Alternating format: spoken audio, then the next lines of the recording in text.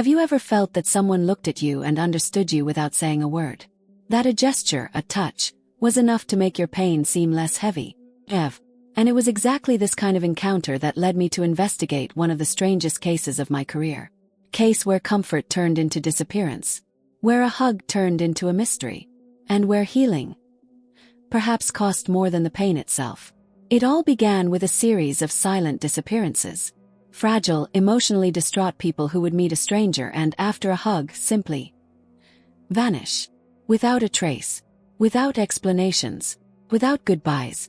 And the most disturbing thing, they all seemed to have accepted it. As if the hug were a choice. Passage. An invitation. I'm Katherine, an investigator for over 15 years. I've seen brutal crimes, well-crafted lies, and secrets buried deep. But nothing prepared me for what I found in this case. Because here, what's at stake isn't just justice. It's understanding. It's emotion. It's the boundary between what we feel and what we're willing to give up to stop feeling. Before we begin, tell me something. Where are you watching this video from? I want to know if I've been investigating. Or if, perhaps unknowingly, you've already crossed paths with someone who offers too much comfort. Because today, you're going to learn the story of the last embrace. And perhaps in the end, you'll realize it's not so far away after all. I've never been the type to get easily shaken. I've seen things that would keep many people awake for weeks. But there's one case that even today makes me rethink everything I know about pain, comfort, and disappearance. It started with an ordinary phone call, one of those you answer expecting nothing more than routine. But this time, routine decided to play hide-and-seek with reality. The woman on the other end of the line spoke softly, as if afraid of being overheard. She said her daughter had disappeared after receiving a hug. Yes, a hug. I confess that, at the time, I thought it was a metaphor or some delusion caused by despair. But there was something in her voice, a mixture of panic and certainty, that made me pay attention. The missing girl had recently lost her mother. She was emotionally distraught, according to reports. The last time she was seen, she was crying on a park bench when a man approached and hugged her. After that, nothing. No trace, no reliable witnesses, no activity on her cell phone. Only silence. And silence, sometimes, screams louder than any clue. That's when I started to suspect this wasn't a common case. And when I pulled up the files of recent disappearances, I noticed a pattern that sent chills down my spine. Emotionally fragile people, all disappearing after encounters with strangers who offered comfort. But what intrigued me wasn't the disappearance itself. It was the type of comfort. Always a hug. Always the last one. The city where it all began has a heavy past. It's not just the old buildings or the narrow streets that seem to hold secrets. It's what happened exactly 10 years ago. A fire in an emotional support center took the lives of 23 people. The tragedy left deep scars, not only on the families, but on the entire community. Since then, talking about grief has become taboo here. The center was known for welcoming people suffering from psychological distress. Many said that simply entering was enough to feel an inexplicable relief. Others swore that the professionals used unconventional, almost mystical methods. I was new at the time, still in training, but I remember well the feeling of unease that hung in the air. It was as if the city had lost its ability to trust. After the fire, alternative emotional support groups emerged. Some legitimate, others not so much. And it was precisely in these spaces that the victims of the current case began to circulate. Online forums, meetings in public squares, listening sessions with strangers. All very informal, almost clandestine. But what caught my attention was the frequency with which these meetings ended in disappearances. The city, marked by collective grief, seemed to have created fertile ground for something darker. As if mourning had opened a breach between what is real and what is something else. And in this nebulous space, where pain finds solace, someone or something was taking advantage. I needed to understand if the past was returning to collect a debt, or if it had never left. What unsettled me was the repetition. It wasn't just one victim or two. There were several, all with the same pattern. Emotionally fragile, seeking some kind of comfort, and disappearing soon after a hug. A simple, human, almost banal gesture. But which, in this case, seemed to be the key to something much bigger. And the more I investigated, the more the hug ceased to be just a gesture. Families reported that, before disappearing, the victims spoke of encounters with people who were too kind. people who appeared out of nowhere, offered a listening ear, affection, and then vanished along with them. There was no violence, no signs of a struggle. It was as if they had chosen to disappear. But who chooses to disappear after a hug? And why? I started calling this pattern the last embrace. Not out of romanticism, but because it was always the last gesture before silence. And the strangest thing, none of the victims seemed to have left any signs of resistance. On the contrary, some left enigmatic notes, such as "I found peace" or "He understood me." This made me wonder if the disappearance was escape or liberation. The mystery wasn't just in the disappearance. It was in the way it happened. A hug, a moment of connection, and then emptiness. It was as if someone knew exactly where to touch to disarm the pain. And if that were possible, who would be able to use that power to erase people from the map? I needed to find out before someone else accepted that kind of consolation. Her name was Clara, 17 years old, with sad eyes and a pain that seemed greater than her body could bear. Her mother had died 2 months ago, and since then, Clara had wandered the city as if searching for something she couldn't name. The last time she was seen, she was sitting on a park bench, crying alone. A man approached, said something no one heard, and hugged her. The security camera in the square recorded the moment. The hug lasted longer than usual, almost 2 minutes. Clara didn't resist, didn't pull away, didn't show fear. After that, she got up, walked with him to the exit of the square, and disappeared. No other camera captured the route. No cell phone signal. No bank transactions. It was as if she had evaporated. Clara's mother, before she died, attended an alternative emotional support group. Clara even accompanied her a few times, according to neighbors. One of these meetings was reportedly led by a man with a comforting presence. The description matched the man in the hug. Coincidence? Perhaps. But too many coincidences are starting to seem like a script. What struck me was the timing. 2 minutes of hugging. That's not common. That's ritual. And if it's ritual, it has intention. And if it has intention, it has method. Clara wasn't the first to disappear like that, but she was the first to leave a clear image of the gesture. And it was from her that I began to understand that the hug, in this case, wasn't just affection. It was the gateway. The deeper I delved into the files, the clearer the pattern became. The victims weren't chosen at random. They all had something in common. They were emotionally vulnerable. Recent grief, anxiety attacks, silent depression, a feeling of abandonment. It was as if someone knew exactly where to look, in the corners where pain dwells quietly, without making a fuss. Some had a history of interrupted therapy. Others had attempted to contact alternative support groups. And there were those who simply fell silent, as if they had given up asking for help. What intrigued me was the absence of resistance. None of them seemed to have fought against the disappearance. It was as if they had found, in that embrace, something that no one else had offered. I spoke with family, friends, and co-workers. They all said the same thing. She was different, calmer, more distant, as if they had made peace with the pain, shortly before disappearing. This made me wonder if the hug was just the final trigger, or if there was something before, an emotional preparation, a subtle induction. Perhaps the disappearance began long before the last contact. The psychological profile of the victims wasn't just about fragility. It was about searching. They were all looking for something, meaning, relief, belonging. And when someone appears offering that, with a kind look and a welcoming gesture, who wouldn't surrender? But what if that gesture is an emotional trap? What if the comfort is just the beginning of something that no one fully understands? It was one early morning that I received the video. A security guard at the square, curious about the case, decided to review the footage himself. And there it was. Clara, sitting, crying, and the man approaching with an almost rehearsed calm. The hug happens and time seems to stop. 2 minutes of absolute silence, as if the world had forgotten to turn. What caught my attention wasn't just the length of the hug, but her gaze.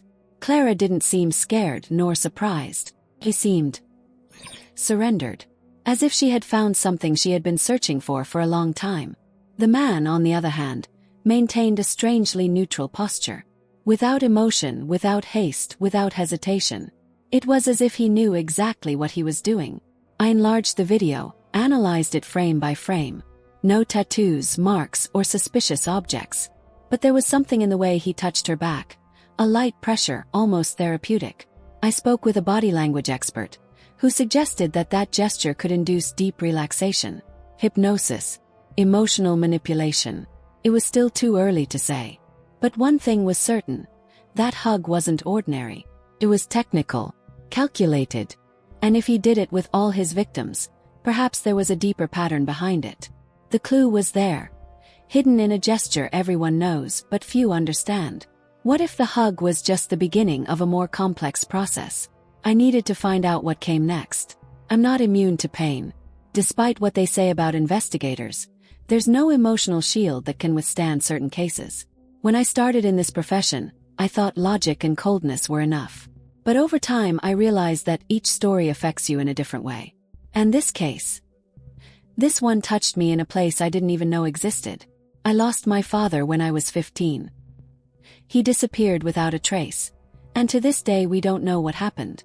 Perhaps that's why, when I hear about people who vanish without explanation, something inside me awakens. It's not just professional curiosity. It's personal. It's as if, with each investigation, I'm trying to solve my own mystery. In Clara's case and the other victims, I felt a strange connection. It wasn't just empathy. It was as if I understood what they were searching for. That hug, that moment of surrender. I've longed for that too. I've thought about what it would be like to disappear for a while, to escape the pain, to find someone who simply understood me without words. Perhaps that's why this case involved me so much. Because for the first time I wasn't just investigating. I was seeing myself in the victims. And that changes everything. When the line between professional and personal begins to blur, we need to be careful. Because the next step might not just be finding out what happened. It might be wanting to live through the same thing. It was during a sleepless night that I decided to browse the online forums mentioned by one of the victims. I logged in with a fake profile, pretending to be someone seeking solace. And it wasn't long before I was receiving private messages. People offering listening ears, meetings in public places, and even emotional healing sessions. All informal, without real names, without guarantees. Just promises. One of the profiles caught my attention. It used the name Silent Relief, and had dozens of comments from people thanking them for finding peace again. The strange thing was that some of these people were on the missing persons list. Coincidence? It didn't seem so. I started mapping the times of the posts and the suggested meeting places. There was a pattern. The meetings always took place in places with little surveillance. Squares, trails, secluded cafes. And the accounts were always similar. Someone would appear, listen, hug. And then silence. Some users spoke of transcending pain and disappearing from the emotional world. It was as if the group promoted a kind of rebirth. But where did they go afterward?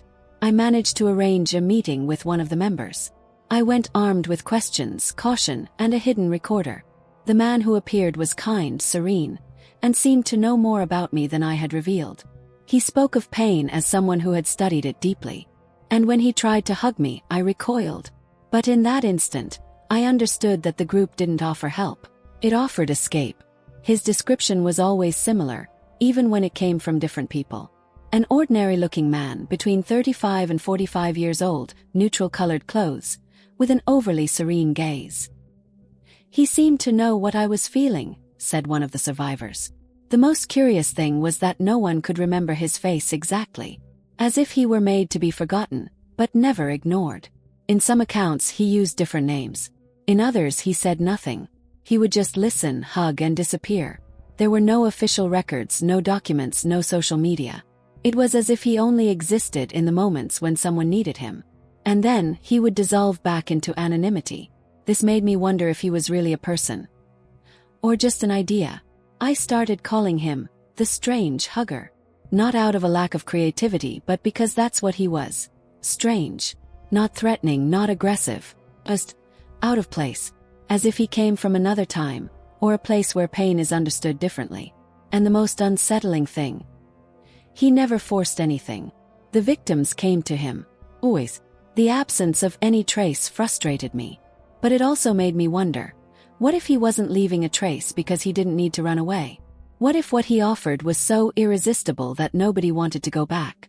I needed to understand who this man was. Or what he represented. Because if he continued to go around offering hugs, more people might disappear. Voluntarily. It was in a conversation with Dr. Estevao, a forensic psychologist whom I greatly respect, that I first heard the term emotional contagion. According to him, there are people with an unusual capacity to absorb and transfer emotional states, as if they were human sponges. And, in extreme cases, this can be used as a tool for manipulation, or for healing depending on the intention. Dr. Estevao suggested that the man who hugged might be using an emotional induction technique, something between light hypnosis and effective transference. The touch, the duration of the hug, the silence. All of this could create a state of deep vulnerability. And in that state, the person becomes more susceptible to suggestions, including the idea of disappearing. This theory unsettled me, because if it were true, it meant that the disappearance wasn't physical, it was emotional. The victims didn't disappear because they were taken. They disappeared because they chose to leave. And that changes everything. Because how do you investigate a choice? How do you trace a decision that happens inside the mind, and not outside of it? I began reviewing the accounts with this perspective. And I realized that, in many cases, the victims spoke of feeling light, as if they had left something behind. It was as if the hug had erased the pain, but also the will to continue. And if the man who gave hugs was indeed a vector of emotional contagion, who taught him that? Or was he born that way? It was on a rainy morning that I received the news. One of the victims had reappeared. Mariana, 29 years old, missing for almost 3 weeks, was found wandering near a train station, barefoot and in a catatonic state. Her eyes were fixed, her expression too serene, as if she were in another place. She didn't answer questions. She only repeated one phrase. "He healed me. I don't need pain anymore." They took Mariana to a psychiatric clinic. The tests showed no physical trauma, nor signs of abuse. But emotionally she seemed disconnected, as if she had left a part of herself somewhere no one could reach. I tried to talk to her, but it was like talking to someone who had already passed away. Her mind was there, but her presence wasn't. The psychiatrist in charge said her condition resembled rare cases of profound dissociation, a kind of extreme emotional detachment, usually caused by intense shocks. But Mariana didn't seem to be in shock. She seemed at peace. And that disturbed me. Because if a hug caused this kind of rupture, what else could it do? Mariana was the first broken piece to return to the board. But not as before. She didn't bring answers. She brought silence. And her silence spoke louder than any testimony. I needed to understand what happened in that embrace. Because if it could erase the pain, perhaps it could also erase the will to exist as before. It was in a forgotten cardboard box at the back of a closet that I found the diary. It belonged to one of the victims, and it was full of accounts of encounters with the hug man. Each page seemed written in a state of deep contemplation. Phrases like "he saw inside me," and "I didn't need to say anything" were repeated. It was as if she had found someone who could decipher emotions. What was most unsettling was the tone of gratitude. There was no fear, no doubt. Only an almost spiritual surrender. She described the encounters as healing sessions, where silence spoke louder than any words. And it always ended with the same gesture. A hug. A hug that, according to her, switched off the world for a few seconds. And after that came the decision to leave. This diary became a central piece of the investigation. I started cross-referencing the entries with the times and locations of the disappearances. And everything matched. It was as if the man followed an emotional script, appearing exactly when the pain reached its peak, and offering, with a simple gesture, the way out that no one else could provide. But a way out to where? With each page I felt I was getting closer to something big. Something that didn't fit into traditional definitions of crime. Because if the disappearance was voluntary, and the hug was the key, then maybe I was dealing with a phenomenon. An emotional, psychological, almost mystical phenomenon. And that demanded an investigation that went beyond logic. It was on a night when everything seemed too calm that I found myself thinking, what if disappearing were a valid choice? I'm not saying I agree, but who hasn't wanted to disappear for a while? Pain, when it accumulates, becomes a weight that's not always easy to bear. And if someone appears offering immediate relief, without judgment, without questions, who could resist? I began to realize that the case was affecting me more than it should. I started avoiding mirrors, as if I were afraid to see in my own eyes the same emptiness I saw in Mariana. And when I slept, I dreamed of long, silent embraces that took me far away from everything. It was as if the case was pulling me into it. As if I were just another piece on the chessboard. I talked to colleagues, but no one seemed to understand what I was feeling. "You're getting too involved," they said. But how could I not get involved when the mystery touches on something so human? The desire to be understood, to be embraced, to disappear for a moment. I began to wonder if the man of hugs knew this. If he chose his victims because he recognized this desire. And it was at that point that I realized. The dilemma wasn't just the victims. It was mine too. Because investigating this case meant confronting my own shadows. And if I wasn't careful, I might end up desiring the same embrace I was trying to unravel. The line between curiosity and surrender is thin. And I was dangerously close to crossing it. It was during an informal conversation with a former neuroscience professor that everything turned upside down. He mentioned, almost casually, an experimental study on the transference of emotional pain. A secret project, funded by an organization that studied alternative forms of psychic healing. And guess what? The name of the lead researcher matched one of the pseudonyms used by the man who gave hugs. I started digging deep. Old documents, archived articles, conference records. And there he was. The same face, now with a name and resume. A doctor in behavioral psychology, specializing in induced empathy. His theory was simple and frightening. Pain can be transferred like energy. And the hug would be the channel, an emotional conductor between two bodies. The project was shut down due to unethical practices. They said the volunteers left feeling too empty, as if they had lost something essential. But the researcher disappeared before the end. And now, years later, he reappeared like a ghost offering solace. Only now, without a laboratory, without control, without limits. It was as if he had taken the experiment to the streets. This discovery changed everything. The case was no longer just about disappearances. It was about emotional manipulation on a large scale. And if he was testing something, each victim was data. Each hug a variable. I needed to understand what the ultimate goal was.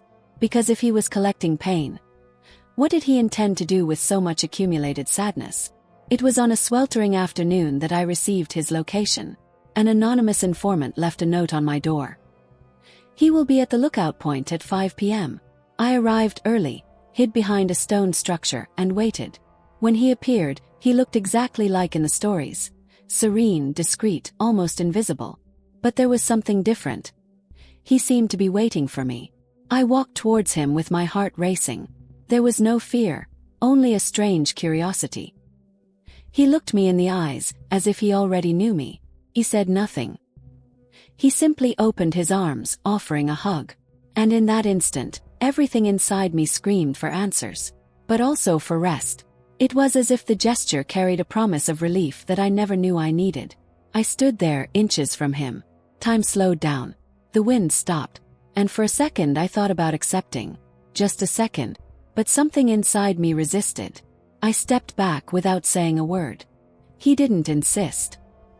He just smiled sadly and turned, walking slowly until he disappeared among the trees.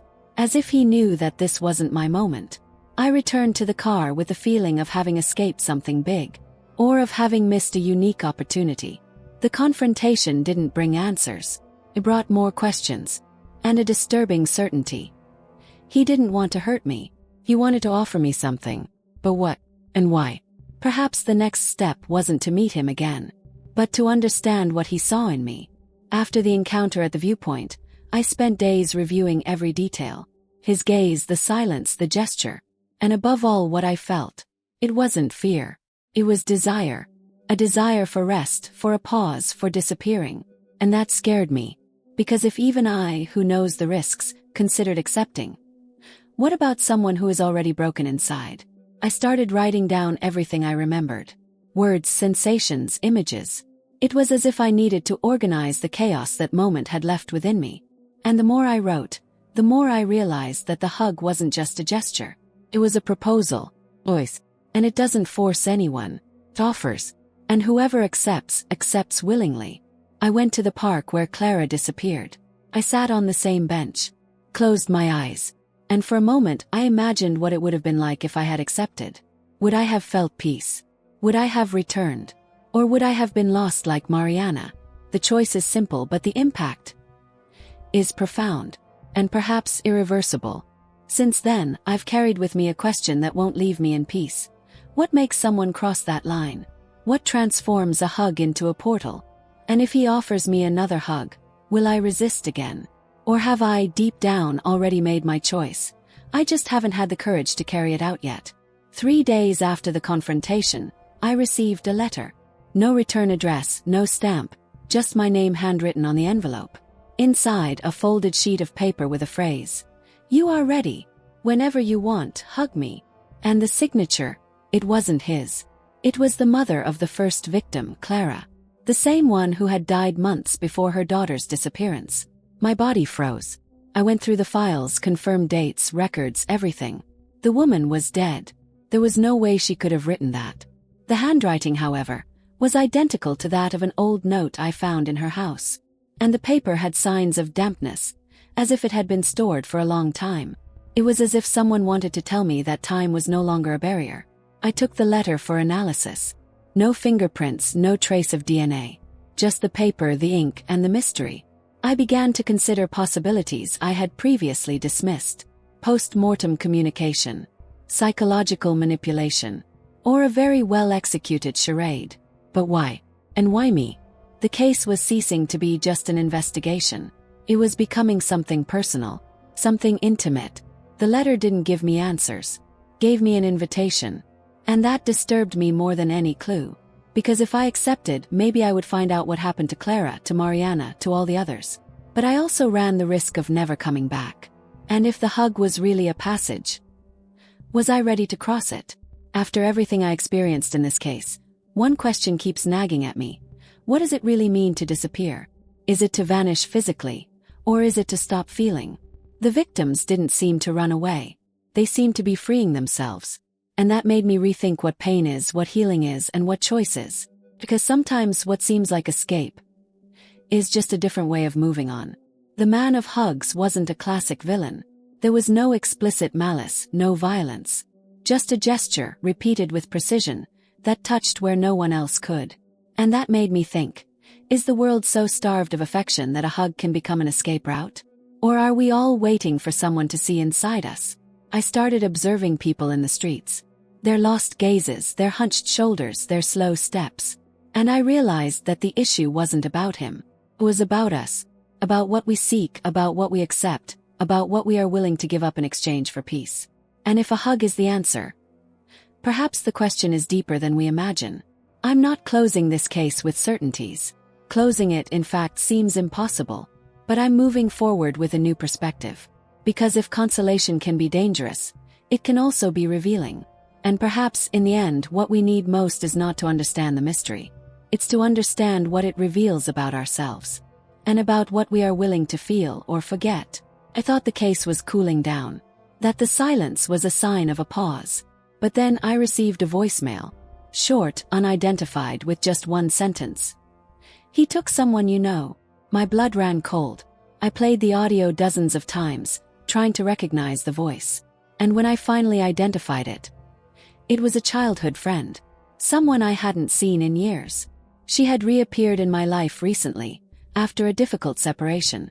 She was fragile, seeking support, and I referred her to an emotional listening group. The same group I investigated. The same group where it all began.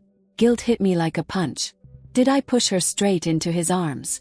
Literally. I ran to the last place she was seen. A discreet coffee shop where she used to write in her diary.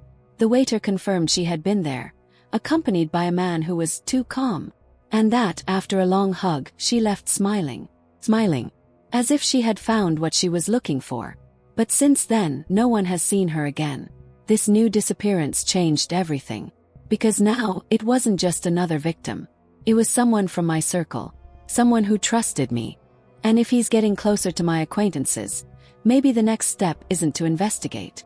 Maybe it's to protect. Or to understand why, among so many people, he chose someone so close to me. After everything I saw, heard, and felt, one thing became clear. Not every hug is just a gesture. To heal. Others take us to places we never return to. And the scariest thing is that, often we don't even notice the difference. Because what we seek in touch is more than comfort. It's redemption. It's silence. It's disappearance. The man who gives hugs is still out there. maybe in another city, maybe in the same square, maybe even closer than I imagine. And as long as there are broken people, he'll have a place to show up. Because the world is full of people who just want to be seen. And he sees, he listens, he offers. And sometimes that's all someone needs to leave. I don't know if he's a villain, a healer, or just a reflection of what's missing in us. But I know the mystery doesn't end here. Because as long as there is pain, there will be searching. And as long as there is searching, there will be encounters. And some of these encounters are irreversible. They are like doors that open with a simple gesture and close without making a sound. So, if one day you're alone, crying on a park bench, and someone approaches you with a kind look and open arms, think carefully. Because maybe it's not just a hug. Maybe it's the last one. And the last hug is never just about who gives it. It's about who receives it. After all my investigations, one thing became clear. The mystery lies not only in the clues, but in the people. Each disappearance taught me that what we seek in others says a lot about what is lacking in ourselves. And sometimes what seems dangerous is just a reflection of our own fragility. The hug in this case was not just a gesture. It was a mirror. I learned that not all pain needs to be resolved. Some needs to be understood. And that true comfort doesn't come from ready-made answers, but from questions that make us look inward.